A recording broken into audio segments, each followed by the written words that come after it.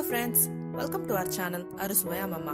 இன்னைக்கு ஒரு சிம்பிளான பிரேக்ஃபாஸ்ட் ரெசிபி வெண் பொங்கல் பிரஷர் குக்கர்ல எப்படி பண்றதுன்னு பார்க்கலாம். இந்த ரெசிபி 5 பேர் வரைக்கும் நல்லா சாப்பிடலாம். நான் 1.5 கப் பச்சரிசியும் 1/2 கப் சிறுபருப்பு எடுத்திருக்கேன். அரிசியும் பருப்பையும் நல்லா வாஷ் பண்ணி தனியா எடுத்து வச்சுக்கோங்க.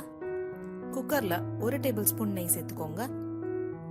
அது கூட 2 டேபிள் ஸ்பூன் முந்திரி பருப்பு சேர்த்து நல்லா கோல்டன் ப்ரௌன் ஆற வரைக்கும் ரோஸ்ட் பண்ணி தனியா எடுத்து வச்சுக்கோங்க. இப்போ இருக்கிற நெய் கூட இன்னொரு 1 டேபிள் ஸ்பூன் நெய் ஆட் பண்ணிக்கோங்க.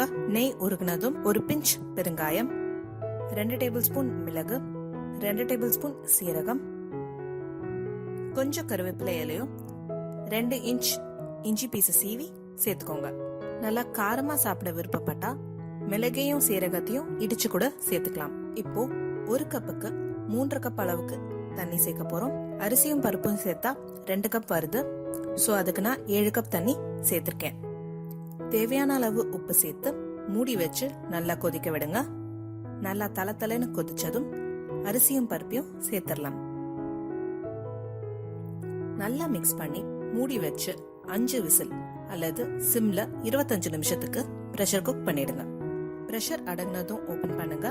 அரிசியும் பருப்பும் நல்லா குழஞ்சு சுட சுட பொங்கல் ரெடி ஆயிடுச்சு. இதோட நம்ம வறுத்து வச்சிருந்த முந்திரி பருப்பு சேர்த்து சாம்பார் கூடவும் சட்னி கூடவும் சர்வ் பண்ணிடுங்க. கண்டிப்பா இந்த ரெசிபி ட்ரை பண்ணுங்க. பிடிச்சிருந்தா லைக் பண்ணுங்க அண்ட் எங்க சேனலை சப்ஸ்கிரைப் பண்ணுங்க. Happy cooking.